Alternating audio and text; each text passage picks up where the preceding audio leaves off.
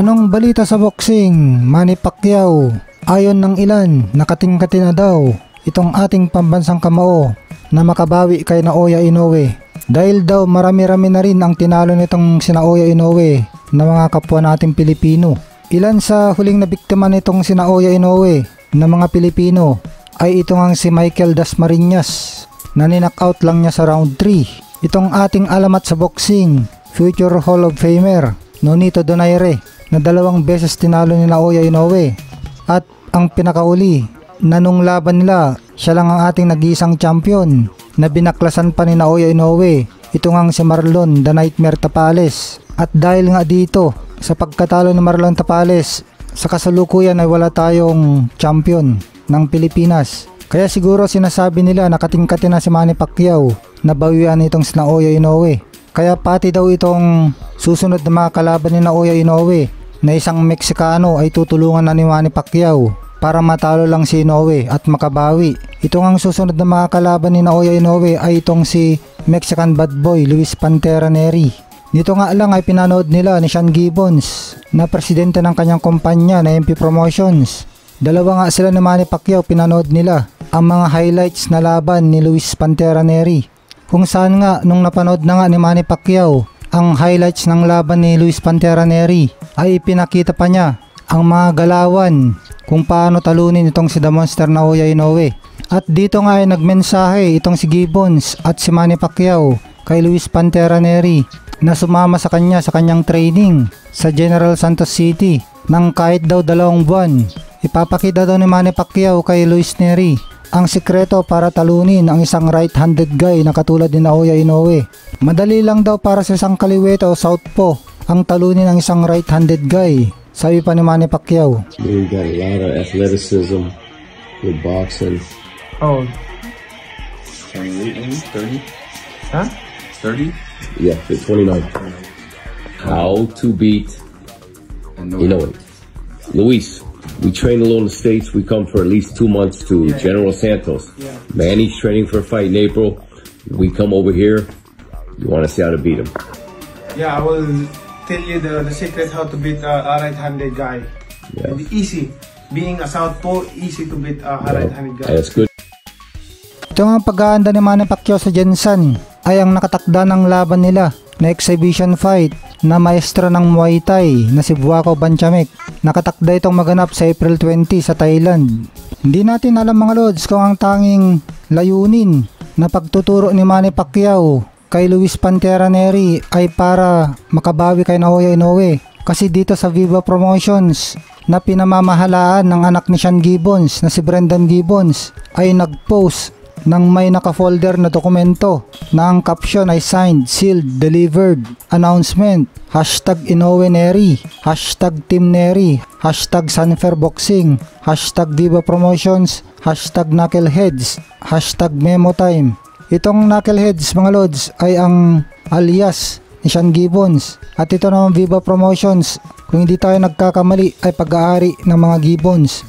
Kaya nakikita natin mga lods na may personal din na layunin itong si Sean Gibbons dahil mukhang konektado ito kay Luis Pantera Nery. Kaya nga maraming nagtataka ng mga Pilipino mga lods na bakit hindi na lang Pilipino ang turuan ni Manny Pacquiao para bawian si Naoya Inoue. Bakit ang dayuhan pa na si Luis Pantera Nery? Sinasabi naman nila mga lods na hindi daw naturuan ni Manny Pacquiao si Marlon Tapales nung naglaban sila ni Naoya Inoue kasi busy daw ito. Pero may ilan din ang nagsasabi mga lods na bakit hindi na lang si John Riel Casimero ang turuan ni Manny Pacquiao kasi ito ang nakikita ng karamihan ng mga Pinoy na nag-iisang pwedeng makatalo kay The Monster Naoya Inoue, lalo kapag nasa rurok ng kondisyon itong si Casimero katulad ng kondisyon niya nung nakalaban niya sina Solani Tete at Dukmayka na sinasabi ng karamihan na kapag ito ang kondisyon ni Casimero ay kaya niyang talunin si Naoya Inoue. Lalo pa nga at marupok ang mukha ni Naoya Inoue, napatunayan ito sa kanyang laban. Yung unang laban nila ni Donaire kung saan nabasag ang kanyang orbital bone, yung buto na nakapaligid sa kanyang mata at nabasag din ang kanyang ilong, kung saan naoperahan pa nga itong orbital bone niya noon at namahinga siya ng 3 buwan noon. Nakapag daw itong parte na ito, itong dating basag ni Inoue sa mata ang natamaan ni Janriel Casimero sa lakas ni Casimero ay baka manalo nga sa technical knockout itong si Casimero. Syempre sa panig naman ni Sean Gibbons mga lods, marami din naman natutulungan ng mga Pilipino ito. Magaling itong magpaganap ng laban, maraming koneksyon, kaya malaking tulong din ito sa mga Pilipino. Ang kaso nga lang mga lods, hindi naman hawak na ni Manny Pacquiao itong si Janriel Casimero, kaya paano niya tuturuan ito? Ang kasalukuyang promoter ni Casimero ay mga Hapon, ang Treasure Boxing Promotions na pag-aari ng Masayuki Ito. May mga top prospect pa rin naman na nakuha itong MP Promotions. Ito ngang si Carl James Martin ay pumirma na sa kanila. At ito ay ka-division ni Naoya Inoue na Super Bantamweight Division.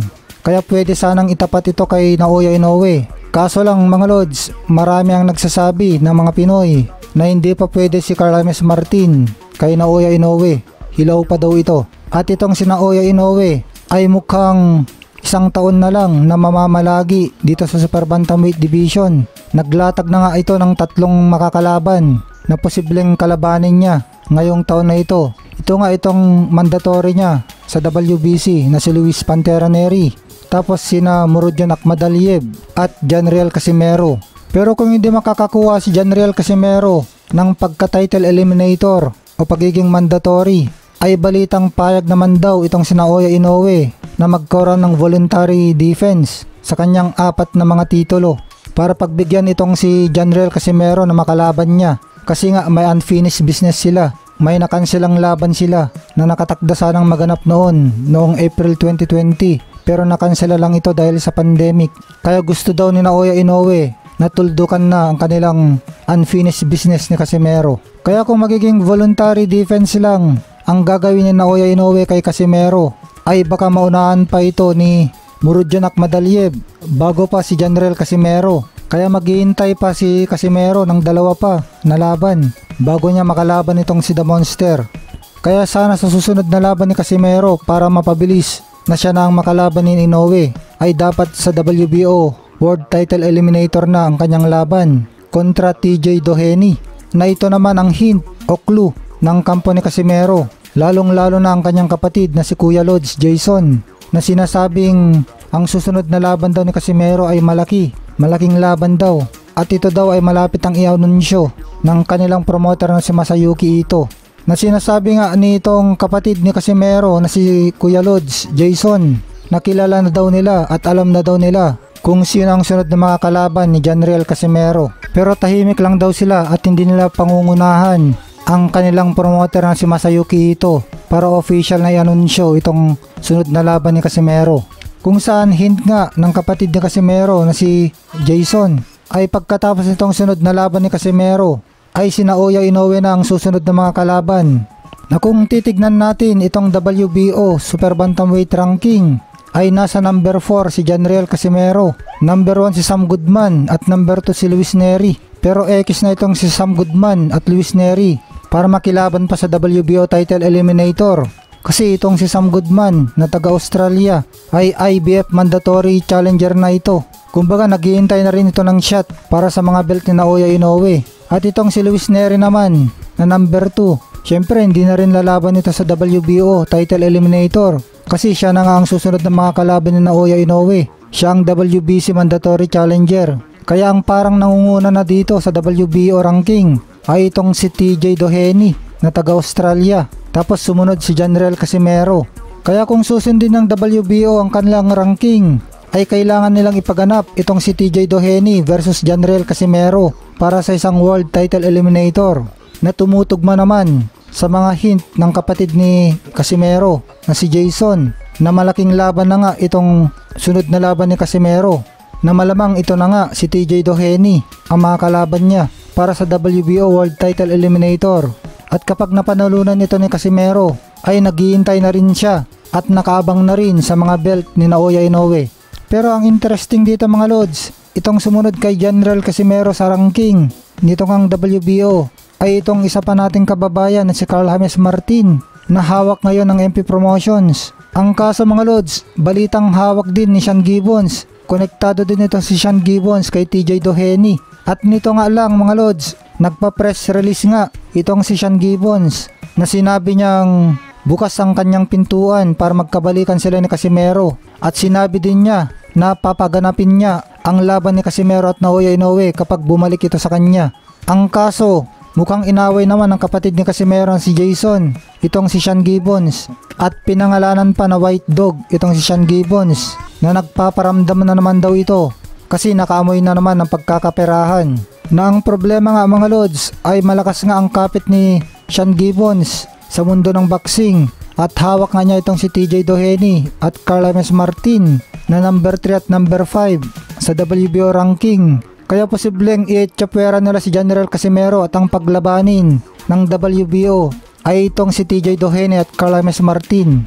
Lagi pa naman natin nakikita na magkasama itong si Sean Gibbons at ang presidente ng WBO na si Francisco Valcarcel. Kaya makikita natin na malapit sila sa isa't isa. Inaasahan na itong si Carl James Martin ay pupunta na ng Amerika at doon nagaganapin ang sunod na laban niya sa pamamahala ni Sean Gibbons. Na sa ngayon nga, maraming mga MP Promotions boxer ang nasa Amerika ngayon. Mga nagte-training at nagtutulungan sa training tulad ni na Mark Magsayo, Jonas Sultan, itong anak ni Manny Pacquiao na si Jimwell Pacquiao. Kaya tayo mga Pinoy boxing fans, abang-abang na lang tayo kung ano mangyayari dahil malapit na daw ihayag ang magiging sunod na laban ni General Casimero. At anong masasabi nyo sa ating naging usapan ngayon mga lods tungkol sa pagtulong ni Manny Pacquiao kay Luis Pantera Nery at itong si number 3 TJ Doheny, number 4 General Casimero at number 5 Carl James Martin sa WBO ranking? Sino kaya ang maglalaban sa kanila? Comment na mga lods at pag-usapan natin yan. Samantala, dahil kating-kating na nga daw si Manny Pacquiao, nabawian itong si Naoya Inoue at medyo matagal pa ang labanan ni Luis Nery at Naoya Inoue, ay ito munang kapatid ni Naoya Inoue na si Takuma Inoue ang babawian ni Manny Pacquiao. Itong si Takuma Inoue ay nakatakdang makalaban ni Jerwin Ancajas na nakatakdang laban nila ay sa February 24 at ito nga ang nakasalang ay ang WBA World Bantamweight title ni Takuma Inoue. Ay miniting nga ni Manny Pacquiao itong si Jerwin Ancajas kasama si Sean Gibbons at tingin ng ilan na isa sa pinagmitingan nila ay ang laban nga ni Jerwin Ancajas kay Takuma Inoue at tingin nga ng ilan na baka turuan din ni Manny Pacquiao itong si Jerwin Ancajas kung paano talunin si Takuma Inoue para makabawi kay Naoya Inoue. Lalo pa at wala nga tayong world champion ngayon sa Pilipinas. Tapos ang ating pambansang kamao ay may boxing promotion, itong ang MP Promotions, na tingin natin na pinakamalaking promotion para sa mga Pilipino, ay parang nakakahiya din naman para kay Manny Pacquiao na wala tayong world champion ngayon. Kaya pagkakataon na natin na magkaroon ulit ng world champion sa pamamagitan ni Jerwin Ancajas kontra Japanese Takuma Inoue. Kaya malapit-lapit na rin tayo magkaroon ng bagong world champion muli, February 24 na. Kaya tingin nga natin ay tutulungan nga ni Manny Pacquiao itong si Jerwin Ancajas. Abangan nga natin kung isasama ni Manny Pacquiao sa kanyang training sa Jensen itong sina Jerwin Ancajas at Mexican bad boy Luis Pantera Nery. Ano naman ang masasabi nyo tungkol dito mga lods? Comment na at pag-usapan natin yan.